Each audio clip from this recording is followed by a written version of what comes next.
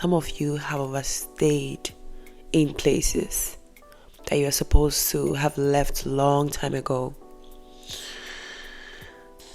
Sometimes in life, you have to stay in a place for a season or for a reason, and not for the long run. When it's time to go, recognize that and leave quietly. What happens with overstaying? When you overstay at a place, people don't respect you, you become too familiar. It breeds a lot of disrespect and resentment in people. This could be your job, in your friendship, maybe even your neighborhood. Some of you need to change environment. Some of you need to level up. You don't have to be in the same place for that long. Sometimes overstaying where you're not supposed to be makes you stuck. It creates a period in life where nothing goes on for you. And that will keep you in this stressful, worried state where you feel like nothing is happening for you. Your life is over. You're never going to be successful. You just need a new environment. You need to jump into the new version of yourself. You need to get out of your route. You need to get out of your comfort zone. You've stayed there for a long time.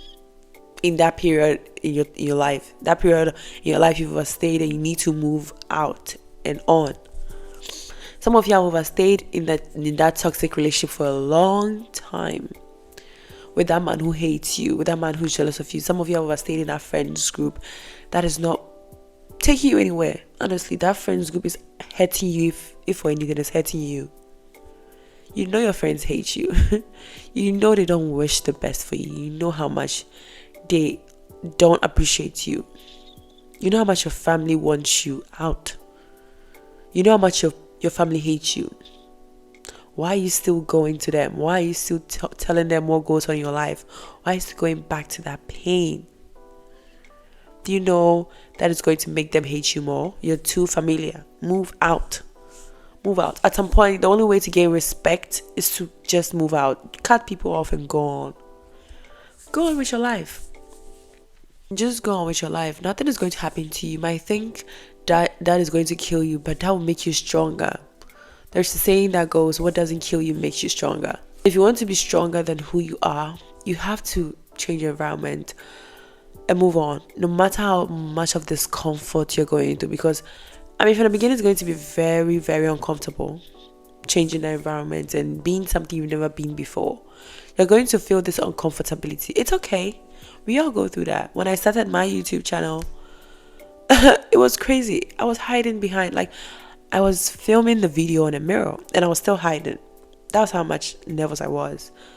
But I knew I had to do it because that's what I felt. But it's something I've never done before, so I was so uncomfortable.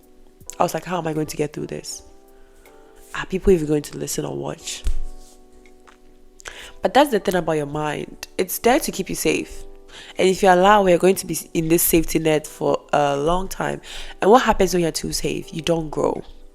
You get stuck. You be in this web where it's very hard for you to grow and outgrow you.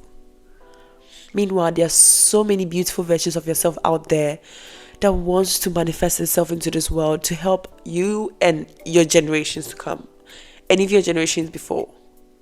There is this version of you that has to come and demonstrate to people the good things that God has in store. Some of you, God will use you to bless other people. But you refuse to come out of that route. You refuse to grow. You refuse to level up. You have to level up your life at some point. You know it's time. I know we go through, we have things going on ahead. Like, is this going to work? You have this fear, this thing called fear. What if I tell you fear is not real? It's just an emotion, just like any other emotions that you feel. That's why you feel in your gut. Yes, it's nervousness, it's butterflies. It's an emotion, just like you feel love, just like you feel happy or grateful. It's the same thing. Embrace it and do it anyway, because it's not going to go away until you try it. The fear is going to be there. It's going to rumble there. It's going to rumble there. It's going to give you all these limiting beliefs and why it's not going to work. It's going to tell you all of that. Oh yeah, it will tell you. Please try. Someone said feel the fear and do it anyways. If it's the first time you're getting on the plane, you're going to feel fear. But as you keep flying, you don't care anymore. The first time I went to a plane, I was nervous. That was when I was coming here. I was very nervous, but now I don't care. I travel a lot on the plane. It's like second thing to me. It's like getting into a car. But the first time, I almost threw up. A lot of people threw up on the plane, all of that. Everything the first time is going to be very uncomfortable. But that's where the growth is. That's where your growth is.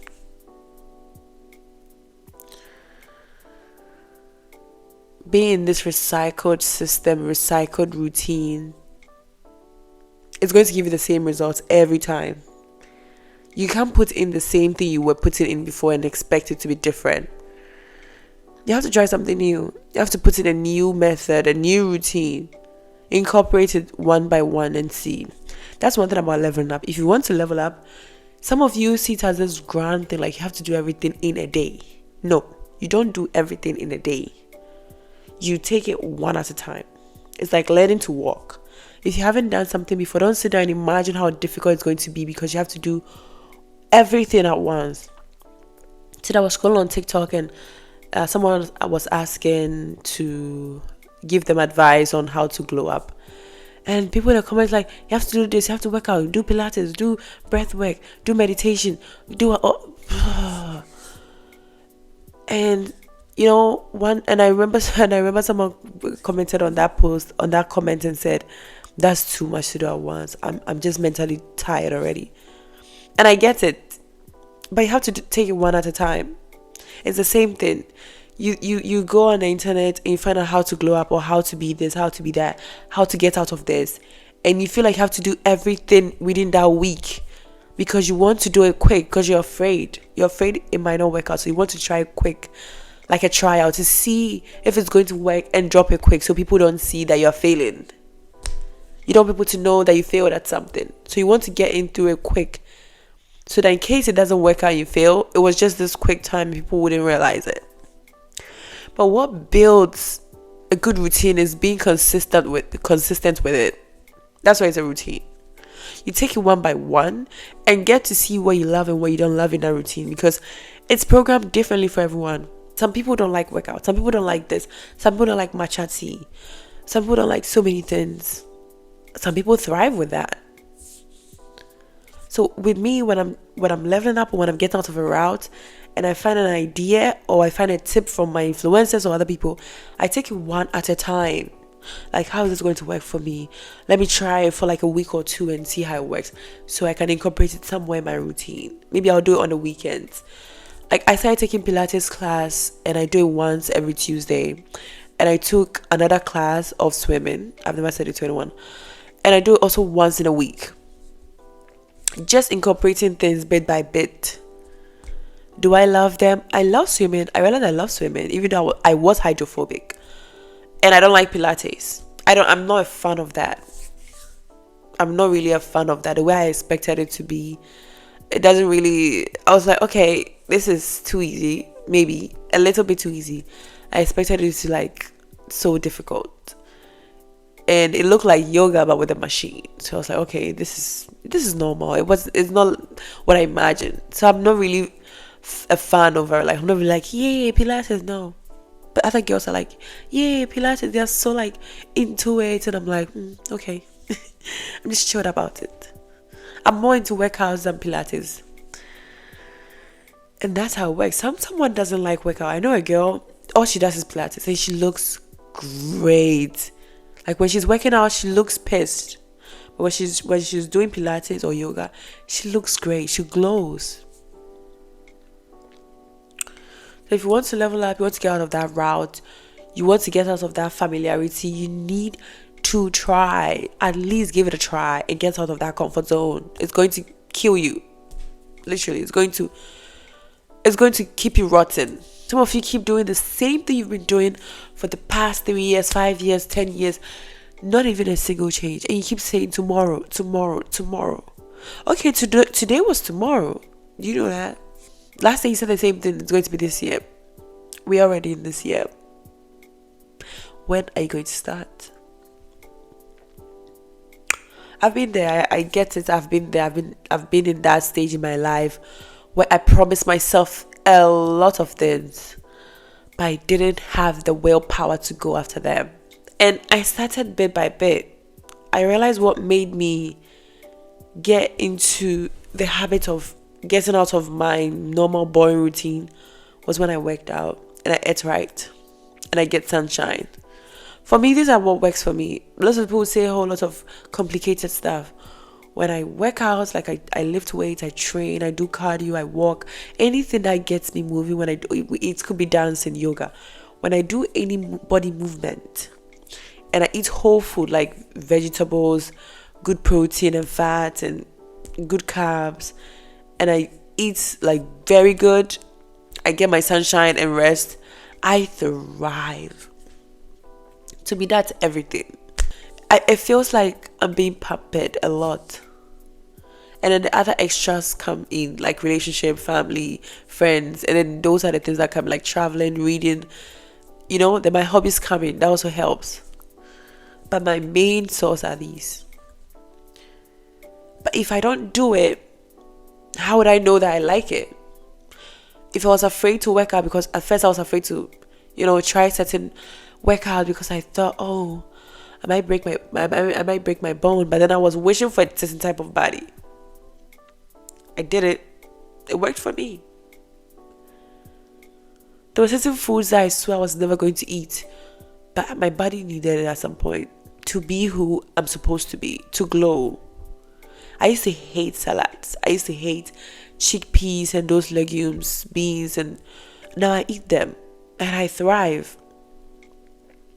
At first, I used to not like drinking water. I was like, oh, water, But now look, I don't drink water when I'm thirsty. I drink water because my body deserves that.